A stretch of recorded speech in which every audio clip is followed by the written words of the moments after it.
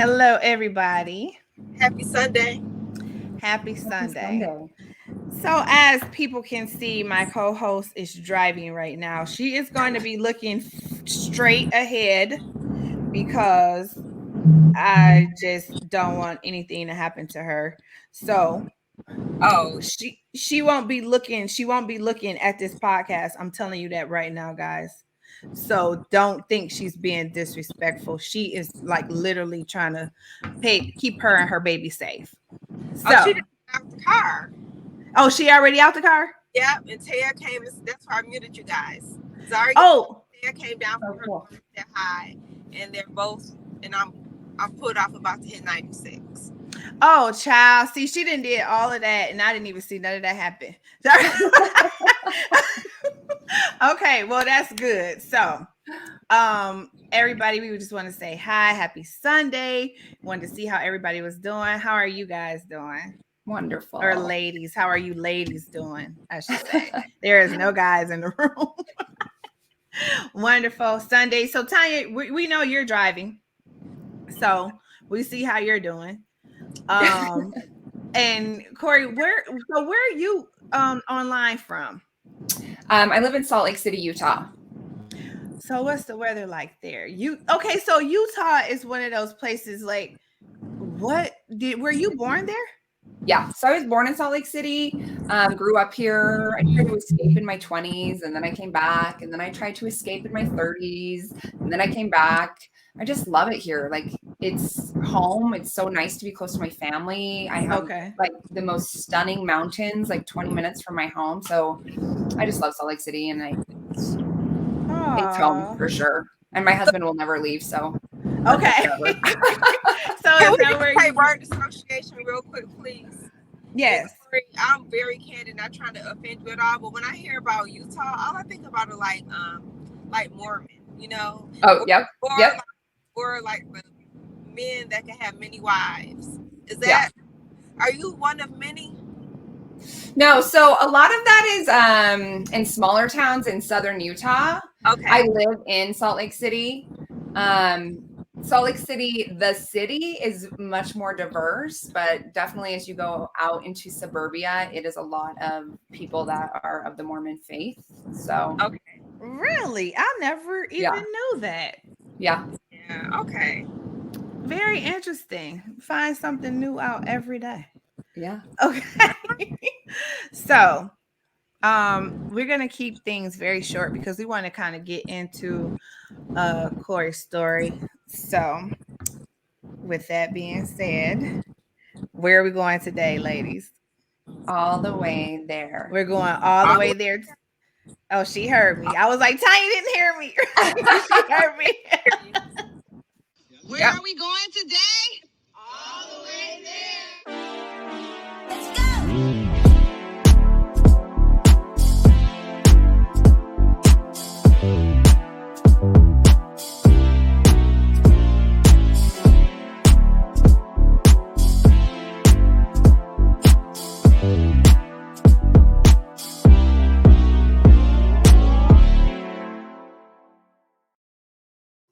Okay, Cori. So we have Coach Cori Satori. Yes. And I'm so excited to have you here. I was just telling Tanya off the grid how I ended up meeting her kind of through Instagram. I literally just follow her page and just kind of was attached since I love the content that she posted, and she just kind of reeled me in, and I just decided to one day invite her as a guest, and I'm so excited that she accepted the invitation. So as we know you, Coach Satori, she is a mindset and goal coach. She empowers high achieving female entrepreneurs to shift their mindset to grow their self-belief, confidence, and business so they can make more money and have a more fulfilling life.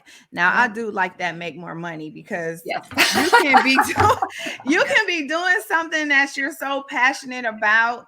And I want to get to the side of the money. So yeah, absolutely. I want to get to that. So let's start off with you telling us a little bit more in depth of who you are.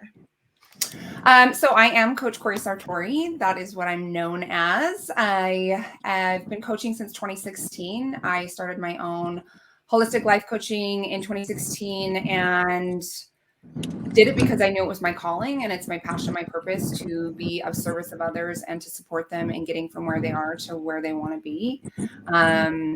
I absolutely love what I do. I'm very grateful for the opportunity to work with women. I've worked with men, but most of my clients are women, and I get to support them in transforming their personal lives and their relationships and their business. And I use a holistic approach. Mental, emotional, physical, and spiritual wellness is one. And so I use that to help my clients grow in their personal life, grow in business, grow in health. And I absolutely love what I do. I'm truly blessed. Okay.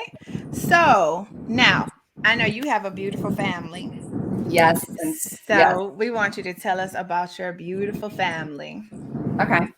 So this is my wonderful husband. I'm so blessed to be married to him. We have been married for 5 years. But I've actually known my husband for 25 years. We met in high school and we were friends, and we have a crazy history, me and my husband. Okay. But he came back into my life after years of us not being in each other's lives in 2016. And I just knew, like, when you know, right? And I was like, oh my gosh, this is it. We're getting married and we're having a family. We got engaged by the end of that year. And the next year in 2017, September 1st, 2017, we got married. And then 6 months later, we had our little boy, Lincoln, and he's just so magical. We're so blessed. I love my family. I'm just so grateful every day. I have, a beautiful husband, a beautiful kid, and they just light me up. That is so sweet. I love that. I love that. So I know your theme on your page is kind of like a black and white theme. Yeah. Which I love, because to me, I always be thinking stuff that is more deeper, but it's like it's either this or it's either that. So it makes it takes away all the complications of what it is, and it is what it is. So I snatched two of my favorite. I kind of like all your pictures, but I didn't want you to think I was being weird. So I snatched two of my favorite. That you took, and this was one. Oh, thank you. Because it showed, the full pose. That was such a beautiful picture. And then this, because for one, I can never do these side view poses, right? I never look good in side view poses. I always look like weird, but this was beautiful. Thank you. I mean, this is all like those poses are all the gal that did my photography. Her name's Kirsty Flatley, and she is so awesome. Like, I'm that person. Like, I will go do the photos, but can you just tell me what to do with my arms? And right. And so she does, and then the pictures are amazing. I'm like, I would never have thought of that, but she's very good. She's a good coaching during the photography session. I'm grateful. Tanya and I, we're gonna need that type of person, because she and I, we do the same back poses together. We do the same, like, okay. And I don't even like pictures, but Cori, like, when you take a picture, you give them something to work with. I do not like you at all, but you're beautiful. So. Even when we think we've changed positions, people will be like, so are y'all gonna change positions? And we like, we did. We thought we did. We thought we did, but okay. Okay, so first things first, because we want to tell about your journey first, and then we're going to get into the your coaching, and how because that kind of leads into the setup of that, right? Yeah. So you want to tell us how I started following your journey. I was telling my co-host that I didn't know what kind of cancer that you had, but I knew when I saw your video of you ringing a bell. Well, you would actually talk about it. You would actually talk about, your days, that some days were not good. You really went into sharing your story. And so off the grid, you told me what kind of cancer that you had, but I'm going to let you tell them, and then we'll play, the video. But the first question that I had, because obviously, any type of diagnosis that you get from the doctor, if it is not of a good report, you just don't leave happy. Like, I mean, none like cancer, because you're grateful to be on this side of the track, and I'm so grateful that you are here to tell your story. But sometimes people don't get to tell their story, so I wanted to talk to you about that. So first of all, what was this doctor's visit like a normal doctor's visit, or like were you going for something else? Like, so this is like a weird thing that happened. So I was going, me and my husband were trying to have our second child when I found out I had breast cancer. So I'd been going to a fertility doctor, and I had like all of these things happening on the left side of my body. It was mid-February of 2021. I like hurt my knee, I tweaked my knee, and then it was like my low back, and then it was my shoulder, and it was my neck, and like all my left side, like and it was like, oh my gosh, what is going on? And it was all on the left side of my body, and it was like my body was screaming at me like something's wrong. Okay. And then it was like a Sunday morning, I was in the shower, and I like found a lump, and I was like, that's weird, that wasn't there. And I had already had an appointment set up to go to see my fertility doctor that week. And so I was like, I'm just going to wait till I'm there, because I don't, if he tries to have an appointment, it would probably be way too long. So I went in there, and I said, can you check out this lump? And she immediately sent me up to do a mammogram. And then I went in to get my mammogram. And I was just like, this whole time thinking like, this is no big deal. This is fine. It's going to be totally fine. No big deal. And I got my mammogram, and they could tell that there was something there. And so then they did an ultrasound, and then we did a biopsy, and I was still like, it's cool. It's all fine. It's no big deal. But like at the end of one of my biopsies, I said to the nurse, I was like, it's fine. It's no big deal. And she didn't respond. She didn't say anything. And I was just like, ugh, like that. In that moment, I was like, oh no. And so 4 days later, that nurse called me, and she said to me, she's like, I got your results from your biopsy, and you have cancer. And I was like, I'm sorry, what? She's like, you have breast cancer. And I was like, I'm sorry, what did you say? She's like, you have breast cancer. And I was like, oh, okay. Wait, did you say 4 weeks later? It was 4 days. I found out on March 18th, 2021 that I had breast cancer. And so it was maybe 2 weeks from when I found the lump that I was diagnosed. Okay. 2 weeks. Okay. Yeah. So when you are hearing that news and then you get off of the phone, I know that it's kind of like a shock, obviously. Yeah. And so what is like the first thing you're doing? Because I'm just thinking about myself. Like, I don't think that I've told many people this. So that morning was my husband's day off. And so like his days off were usually Thursdays. And so it was like, that's our family day.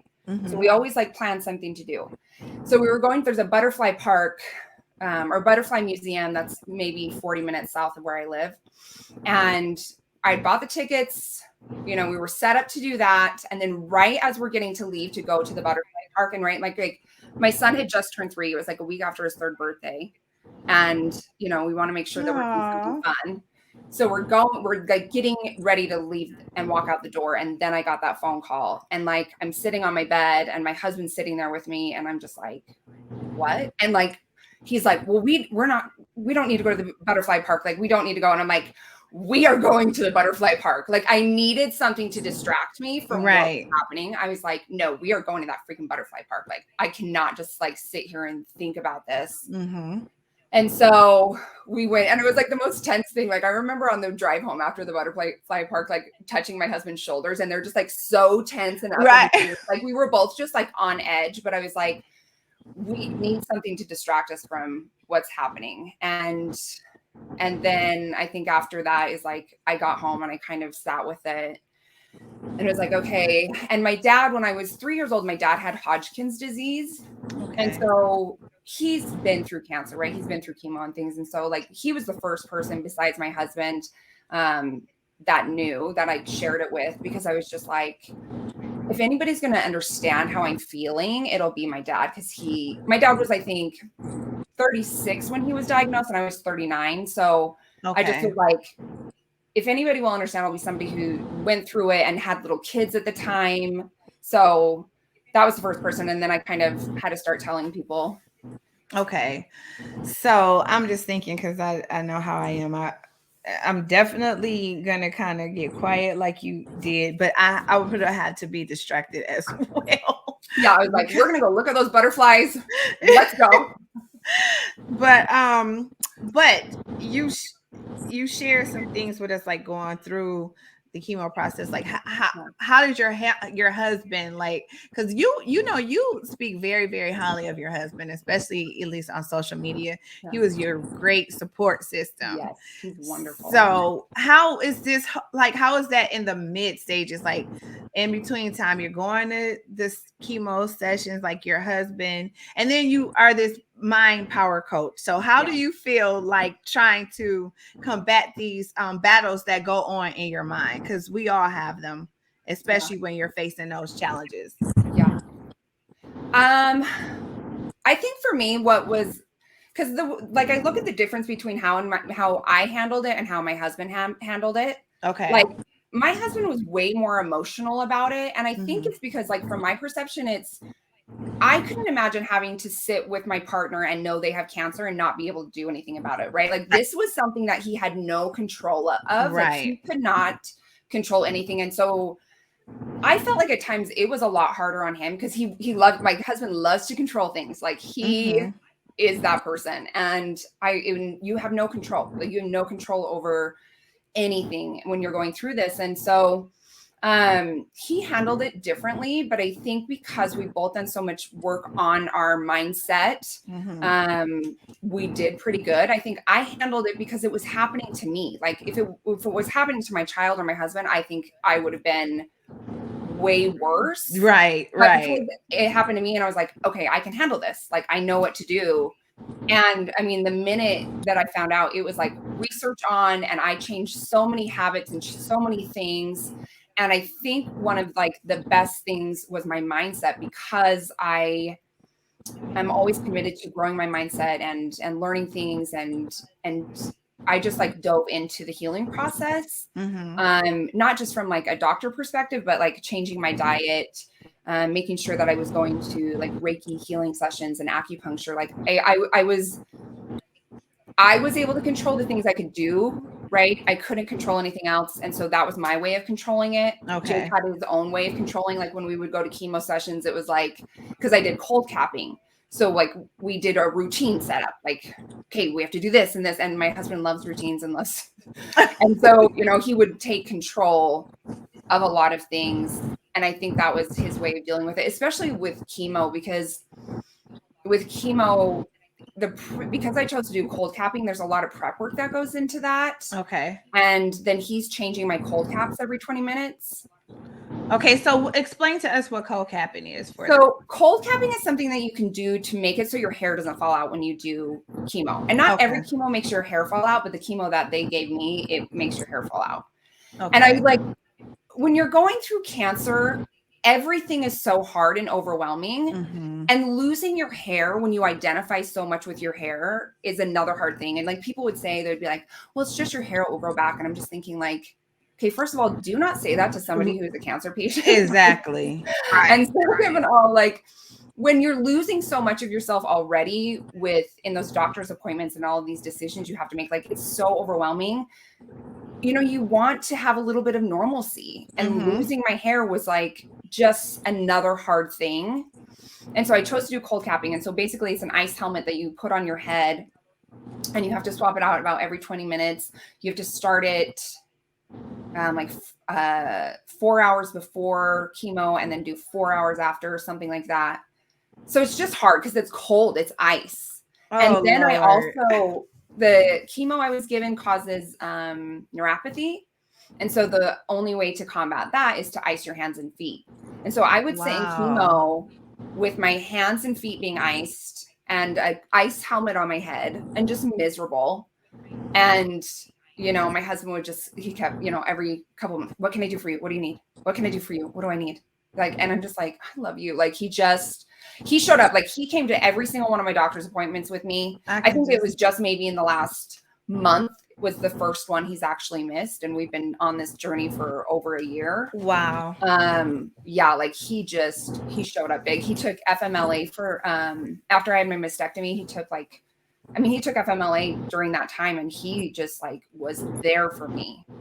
And I think that is so important too, even being a part of the healing process, because you know, sometimes you see people who go through these things and then their spouse or significant other isn't as supportive. Oh yeah. And sometimes that causes another part of stress that you really don't need to be bothered with, you know, during that part of the healing process. So that is very important to have somebody who is going to be by your side like that. And I think I tell Tanya all the time, you know, when that part, people that want to be married so bad, is that part to me that's important. I mean, it's all important, but when you going through something, that person being by your side is so important. Oh my gosh, it's so important. Tanya, is there anything you had to say? Right, Aaron, in sickness and in health. Exactly. Go ahead, Tanya. I'm sorry. So no, I'm just wondering too, Cori. So what stage of cancer were you diagnosed with? I was stage 2, grade 3. So, you know, stage 2, but grade 3 means that my cancer was growing fast. So they wanted me to make decisions really quickly. Like I didn't get a lot of time to think about what do I have to do, right? The doctors give me options. It's like, you do this, this, or this. But I didn't get a lot of time to decide. It was kind of like, we have to make a move. Because when they did my MRI, they found a second tumor. And they were like, we've got to do something. Wow. So I know we spent some time on that, but this video for me was like the best video. And Tanya, I was sharing with her off the line that we have a friend that was healed from cancer, and she played her video for us. So that's why this video for me kind of resonated, because I knew the joy that burden that fell off your shoulder in order to do this part. So I'm gonna play the video. Okay.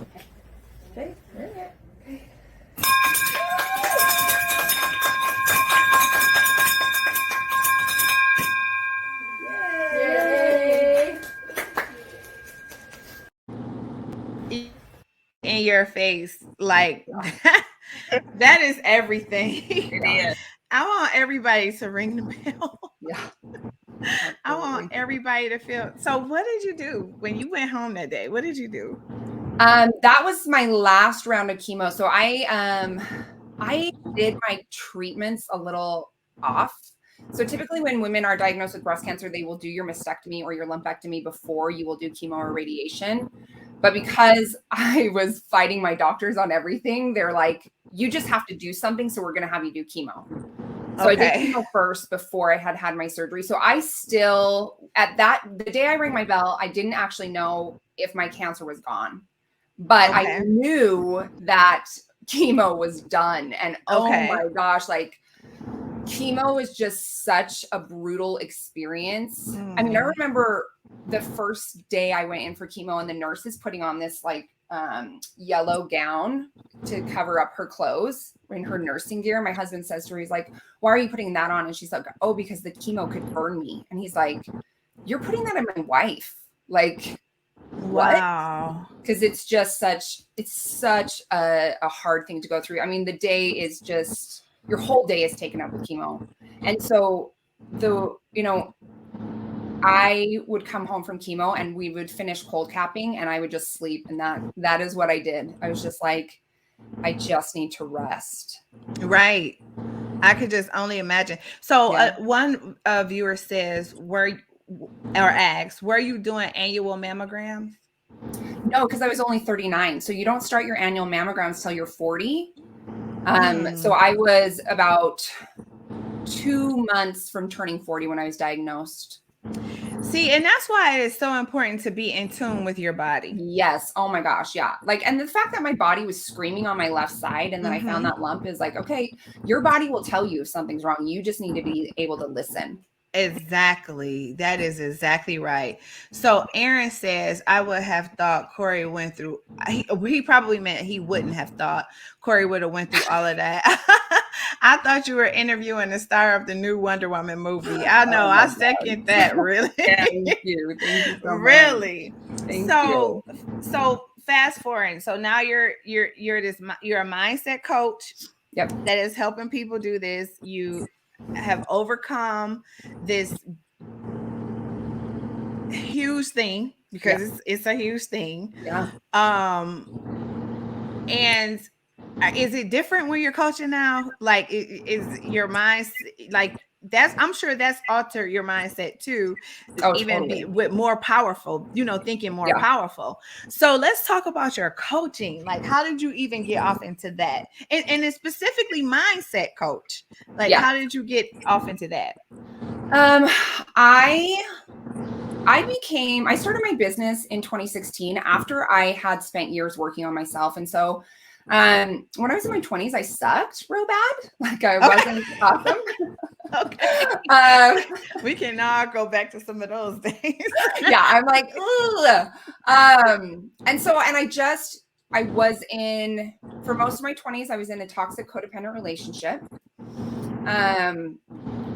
And I just would go to work and be awesome at work, but then my personal life was awful. I drank all the time just to not feel my feelings. Mm-hmm. I just wasn't living a good life. And so I had tried to escape. I tried to run away from my problems, which doesn't work out, by the way. And I moved to San Mateo, California, so in the Bay Area. My boyfriend ran after me. So we ended up continuing our codependent toxic relationship there. Oh, wow. Okay. And then when I ended the relationship, I said to him, like, I am the definition of insanity. I keep doing the same thing over and over, expecting a different result. So I broke up with him. Guess what? My life still sucked. And so I moved back to Salt Lake City about a year after that and didn't have a job. I just was so lost in my life. Mm-hmm. And luckily I had some good friends and I found a job and I was introduced into self-development. Like the first thing I found on my own was like I don't know if you've ever saw the documentary, The Secret, where she talks about manifestation and visualizations, and you can draw anything into your world. So that was like the first thing I ever experienced on my own. And then I had some amazing friends that gave me books and then I got this job that was really focused on self-development, and I just dove in 100%. Like I started practicing yoga, and from those experiences, like I changed my life. So from 2013 to 2016, I was like all in. And then in 2016, I just wasn't happy in my job anymore. I'd spent my career working in retail, which I absolutely loved. I, was a leader and a people developer, and I traveled all over the country opening new stores. I had a great career, but I just wasn't happy. And I just felt like I was meant for more. And so I quit my job. Everyone thought I was crazy. Quit my job and got my life coach certification and got a Reiki certification from an experience I had in Japan. And I just was all in. And so now as I've shifted and grown as a coach, I really found my passion within mindset and goal coaching. Goal coaching is my jam. Like I live for vision and goals. I love helping my clients figure out where they want to be in 5 and 10 years, and then figure out the goals they need to get there, and helping them break them down into action plans and things you can do daily and weekly. But mindset, because I know that my mindset helped me get through cancer 100%. Mm-hmm. I think it was maybe 2 weeks after I'd been diagnosed, I was watching this documentary, and it said in it, if you want to have a true gratitude practice, then you need to be grateful for all this shit. And I was like, oh, because I'm somebody who pride myself on gratitude. I'm like, I'm a grateful person. Like I say what I'm grateful for daily. And then when I heard that, I was like, oh my gosh, I have to be grateful for cancer. Like what? So I did. And I chose to make this experience be, how can I see the good in this? maybe like, what do I need to learn from this? And I would tell people, I'm like, cancer is not meant to destroy me. It's meant to launch me forward. I don't know what that means, but that's what I'm going to go with. Okay. And I truly believe that. And, you know, even when I would sit and go through chemo, because I was iced and like you're having poison put in your body, I would just sit there and close my eyes and just breathe. And then imagine that like something was eating my tumor. Okay. Okay. Right. That visualization. So yeah, I mean, I just think that your mindset means so much. And I look back on the person I used to be, and I had such a negative mindset. Like I didn't believe people were truly good. I just felt like when people were happy that they were full of it. And now I know it's because I had a negative mindset. And now I've done so much work on my own mindset and changing my mindset and having a positive mindset that, you know, everything starts in the mind. And I want to be able to help people create a life they love by shifting their mindset, because your mindset is powerful. It really is. Yeah. So what type of clients do you attract, Cori? Do you attract those that are fighting the elements like health, or relationship clients? Like, what do you attract? I attract mostly women that want to work on their relationships, that want to work on their business, that want to achieve goals. I have a little bit of health within what I do. You know, I'm a yoga teacher, and so I think moving your body is really important. And I have a little bit about, you know, eating healthy, but I don't really attract clients that want to just work on their health, because as my foundation being as a holistic life coach, when I work with clients, like we work on their whole being. And so it's mental, emotional, physical, spiritual, and then, you know, a little bit of eating right. But, you know, I'm really, really grateful because I do attract women that are ready to do the work. A lot of them, I would say 90% of the women I've worked with are entrepreneurs, whether they're in real estate or they own salons or tattoo shops, or, I mean, I have they just don't know how to get there, and then I give them the tools and the resources to get from where they are to where they want to be. Okay, I like that too. Thank you. So Aaron has a question for you. He says, what is one of the best success stories from your clients? Oh my gosh, I have so many wonderful success stories. There is a gal that I was working with a couple years ago, and she came to me. Actually, she did have some autoimmune things going on within her body. But she came to me because she was just sick of being miserable. She wasn't happy and she wasn't healthy, and she just wanted her life to be different. She wanted more joy. She wanted more happiness. She wanted a better job. And so we started working together. I want to say this was probably, I think this was in 2019. This was before 2020 happened. Okay. But we worked together in 2019, and she really is somebody that put in the work. And that's the thing, is like, I always tell people before I start working with them, like, this is work. This is not easy. I'm going to give you the tools and resources, but if you don't do anything with it, nothing will change. Like, it's not a magic pill. You have to be willing to invest your time and your energy into changing your life. And she did. And so we did so much work, and a lot of it, the transformation I've seen in my clients, that happens within the homework and doing the journaling, and I give all my clients daily and weekly checklists. But she really started putting in the work, and we worked together probably for 6 months or longer. And in that time, she just changed. I mean, it was within the first 180 days of us working together. Like, you could just see a light turn on in her face, and she got aggressive with her goals. She quit her job that she was miserable at for years, opened her own tattoo shop, and it's thriving, by the way. Wow. She is just doing so amazing. And so she's dear to my heart because she did this tattoo for me. I love that tattoo. Thank you. Like, she's just a wonderful human being, and to see her, I mean, she just married the love of her life. Like, I want to say it was a couple weeks ago, and just to see how happy she is because she got to work to create this. Oh my gosh, it lights me up. It's just amazing. And I also think that that's important because, sometimes when I think a lot of us sometimes don't realize it when you've been through a lot of unnecessary, well, sometimes we put ourselves through these changes, right? But you blame people and you're like, Right. there's no good people out here. No, there's no good men or there's no good women. Yeah. All men are crazy, all women are crazy. But even though you are believing for this one thing, because you are constantly saying that, Yep. that is a negative mindset. So 100%. what are you going to attract? Crazy people. Crazy Yes. people, because it's Yes. what you are always manifesting, or always stuck on who's crazy and who's not. So that is one of the things I feel like I had to change for myself. Like, okay, Yes. this person was not right. It does not mean all people are not right, because I Yes. wanted to fall in that rut at one point in time in life, but I'm like, I have to change how I think in order to start bringing better things my way. Absolutely. You have to change the story you tell yourself. Mm-hmm. I think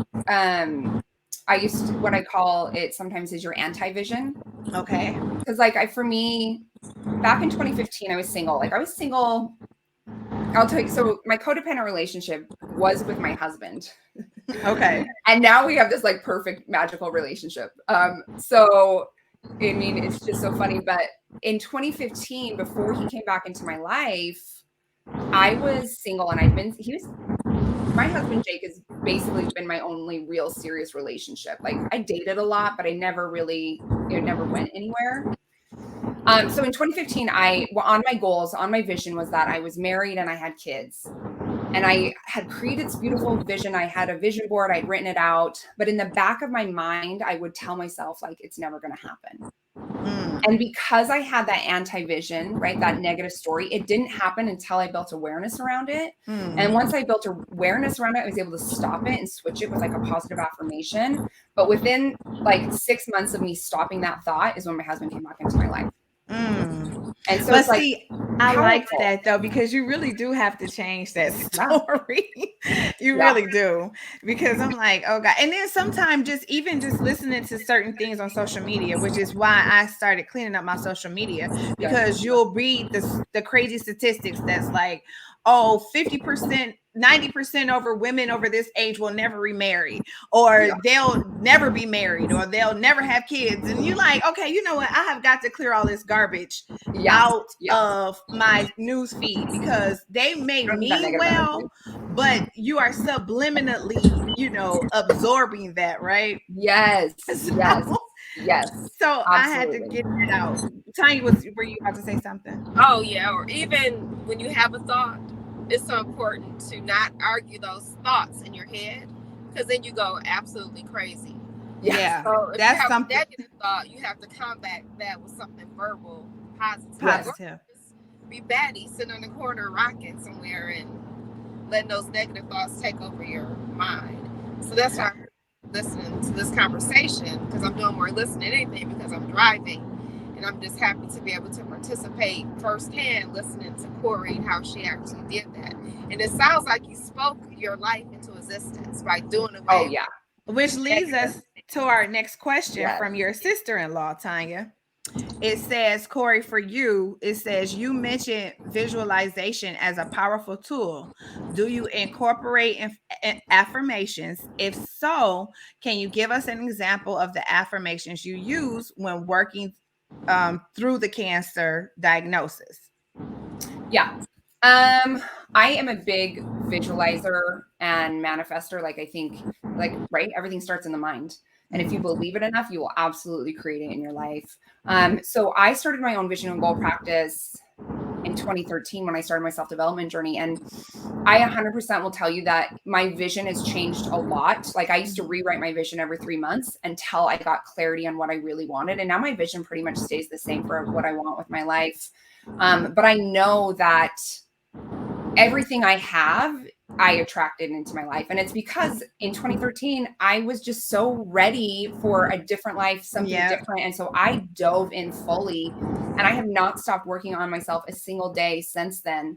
And visualization it's such a powerful tool. It's something that I do daily. And yes, I use positive affirmations.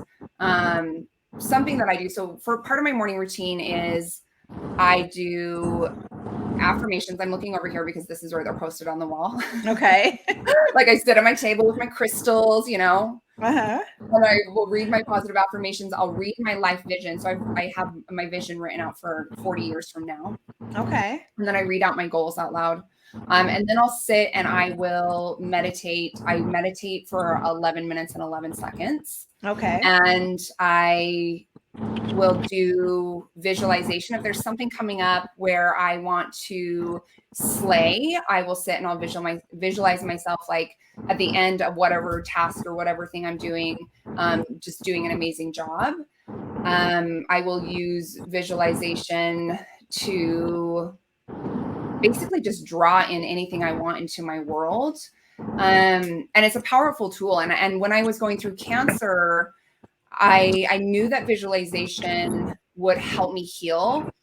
And I know also that when you're saying affirmations, they have to be positive. Like you can't say, I will. You need to say, I am, I have, I achieve. Like it has to be things, you have to speak it as if it's happening in the present moment. Okay. And so I kept saying, I'm happy, healthy, healed, and whole. I'm happy, healthy, healed, and whole. And I said that, like I would go to Reiki sessions and they would be an hour long. And that would just be the mantra I would repeat in my mind as I would visualize like my tumor getting smaller or just visualize like a white light healing me.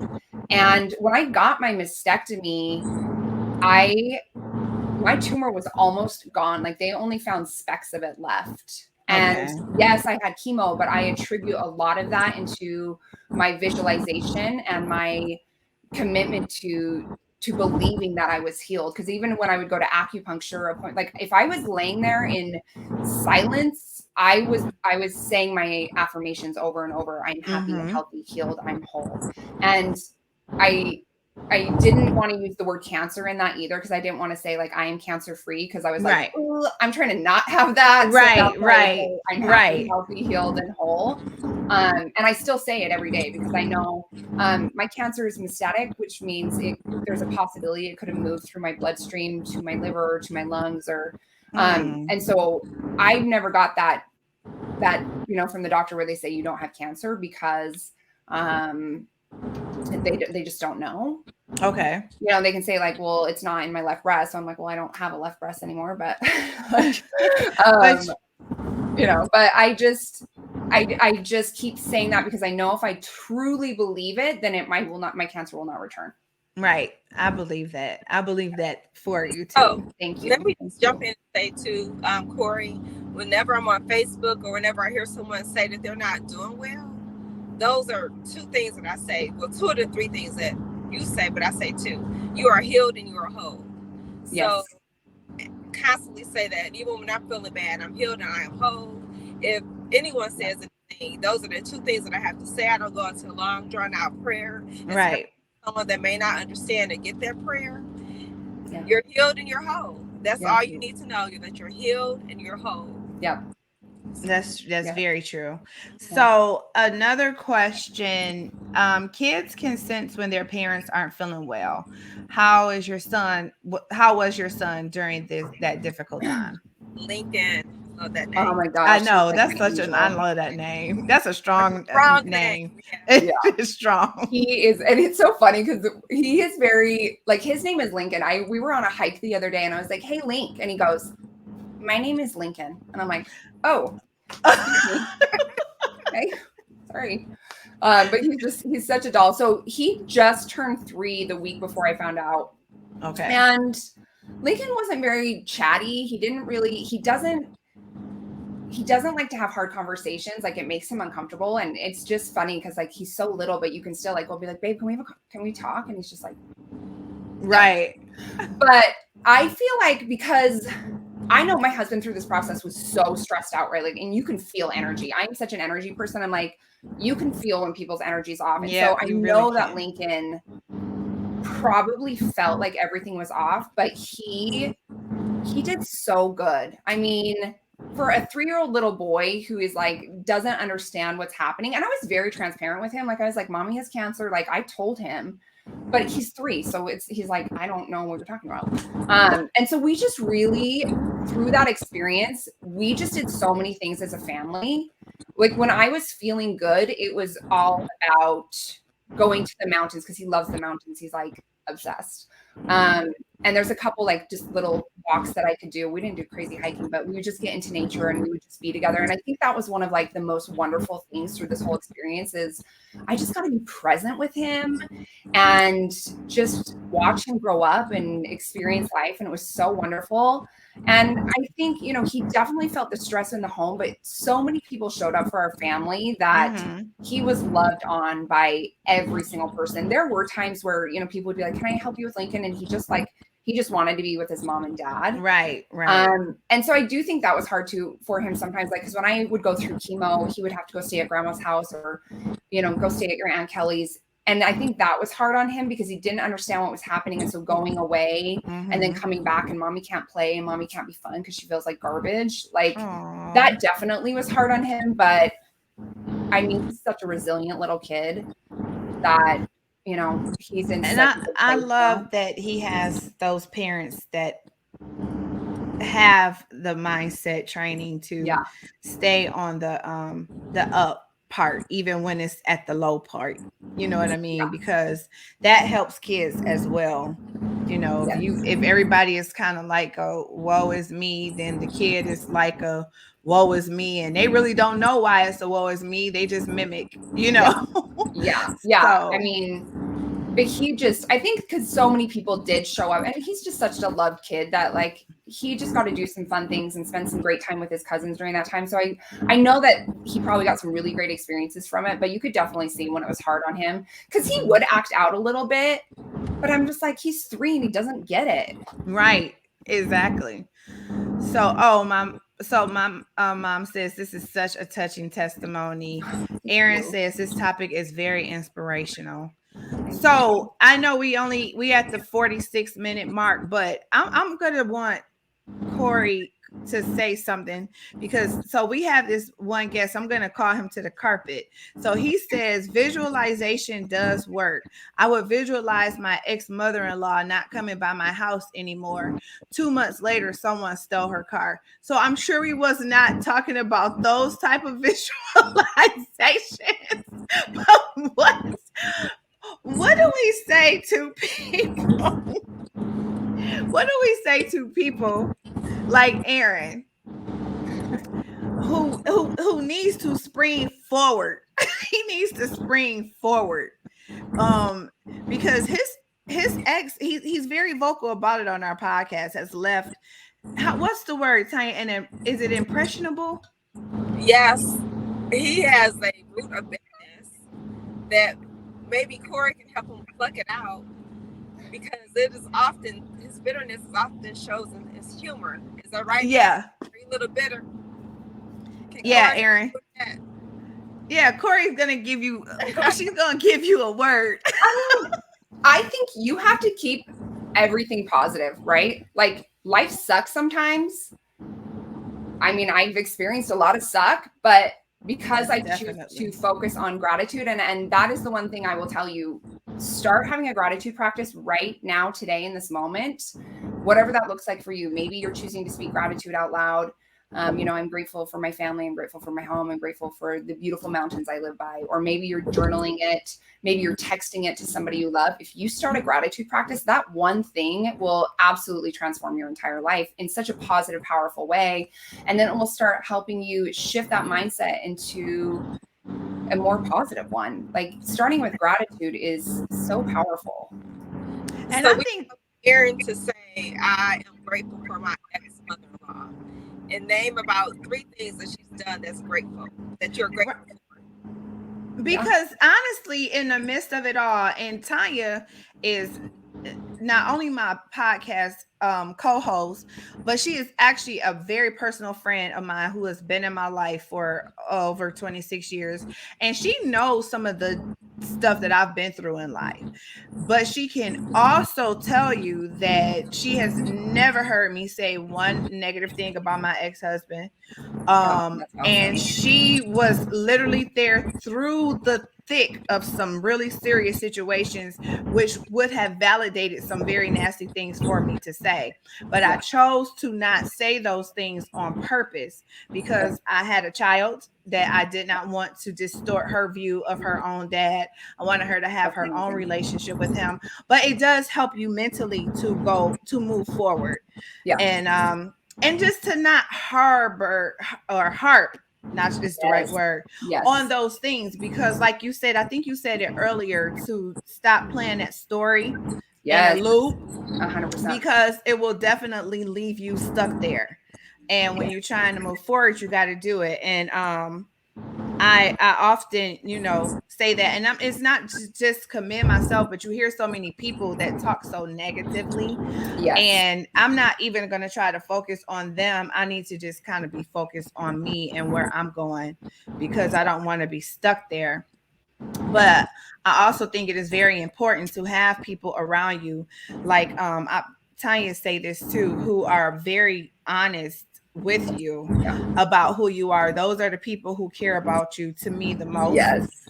So if you are negative, they are letting you know that, look, okay, that's not. And I mean, and Aaron, no, we know, he says seriously, humor is how I handle this. Maybe I need to change that mindset.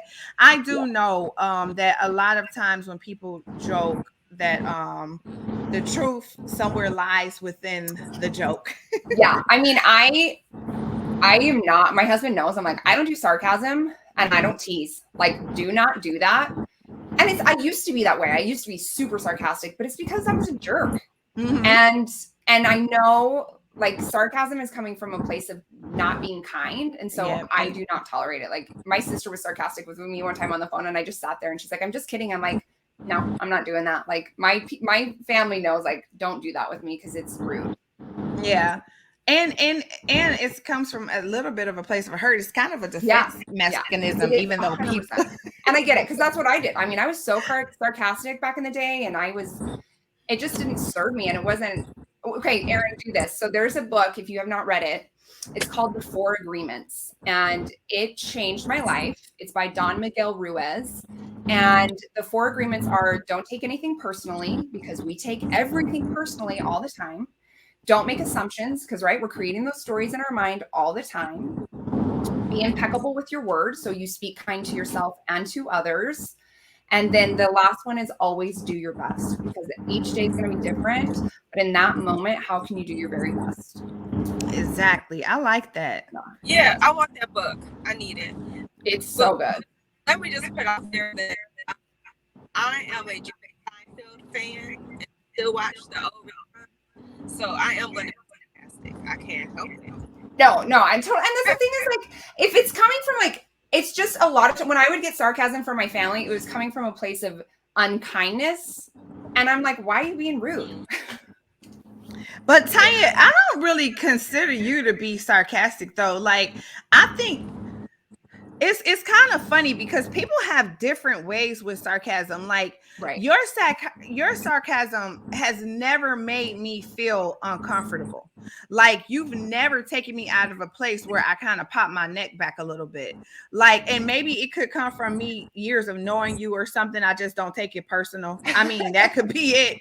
But I'm never taking it that way. Like, I never feel like I'm left thinking about what you said later. Some people actually leave you with the thoughts like, why did they say that? Now I wish I would have said right. And it's like, that's not cool.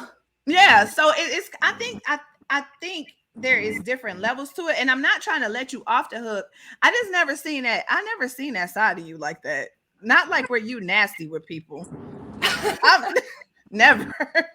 Now, I do think that you are brutally honest, but I don't think that it's in a nice, nasty way, if that makes sense. You know what I mean? So if you're gonna come to her and ask her for the truth, you better be prepared to get it, because Good. So if you really want some advice, you better say to her, just lie to me first. And then you may get the lie. I don't know. She might not even give you a lie, but I'm just saying. I think that's the truth. So we at the 54 mark, and Cori, we just kind of Well, we'll let Tanya say something. Tanya, did you want to say something to people? She normally gives a challenge. But I do have one because I enjoyed this conversation so much, even though it was 80% of me listening because I'm driving. But I do want to challenge people that listen to Erin's testimony and her journey, that if you do have negative thoughts, for every negative thought you have, come up with 2 positives to combat it. So Okay. don't go tit for tat, 5 negative, 5 positive. No, overdo the negative with at least 2 to attack that one thought. So that's my challenge for everyone this week.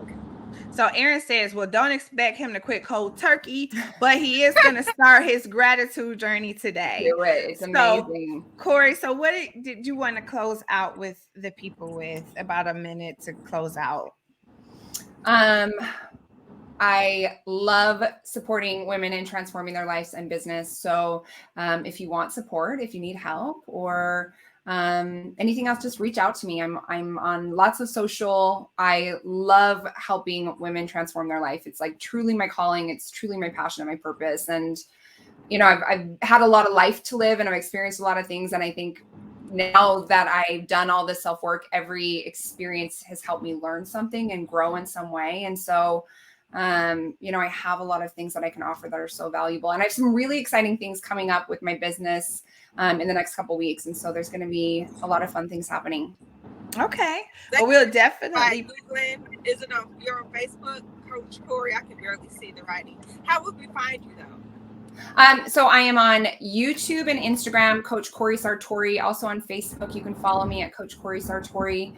Anywhere else, I'm Cori Satori. So I don't think there's that many of us out there. So right. Which I love that your name kind of have a rhyme, because when I very first emailed you before, I'm like, wait, is her name Cori? It's got to be Carissa, right? Because I put the S at the end of it. And then when you email me back, and I'm like, oh, that's got a really nice ring to it, right? Thank you. And I'm glad you didn't take offense to that too, because I'm like Cori Satori, but you know, on Instagram everything is wrote as one name, so I'm like, okay, maybe it's Carissa. So that's what. But yeah, so Erin says another great show. We appreciate you guys for tuning in. We ask that you take the challenge that Tanya has given. We'll put the book up that Cori suggested, and we will also put up her information, which we've been posting pretty much all week, for you to get into, to get in touch with her if you want to reach out for extended. Go and follow her on Instagram, YouTube, Facebook. Also share the podcast and make sure you are following us as well, so we can pop up in your news feed every week so you guys can tune in. And your sister Kendra says she enjoyed the show as well. Thank you for watching, Kendra. We appreciate it. Thank you, Kendra. And Cori, do you only mentor women? You only coach women? I mostly coach women. I coach men. It's just mostly women are the people that reach out to me. Okay, because I know your husband's like women only. Well, no, my husband, he actually coaches men. Okay. And so Mars Holistic Wellness, which is our business, it's both of us, because he helps men that have mental illness and substance abuse issues, because he used to work with men with mental illness and he used to have substance abuse issues. So he's an amazing coach. He works with men. So if you want to work with my husband, or if you want to just find out more, send me a message. Yeah, definitely. That is good to know. So if you got Zoom, and you can do this Zoom or Google Meet. Yeah, I do all my coaching. We do most of our coaching is done on Zoom. I mean, I have clients in Alaska and California and all over the place. So I do all my coaching through Zoom. Okay. Perfect. So you know that they're a couple, they're a team. Look, that's what you call a real power couple. And I'm not trying to knock Jay-Z and Beyonce, because they're their own power couple. But it's power couples out here that's really making moves. So they're not the only power couple, is what I'm saying. So thank you again for coming on here. Thank you for your family for allowing us to share your time. Oh, my pleasure. Thank you. And we appreciate everybody. So we want everybody to have an awesome week. And we'll see you guys next Sunday. Bye, guys. Yes. Thank you. Bye.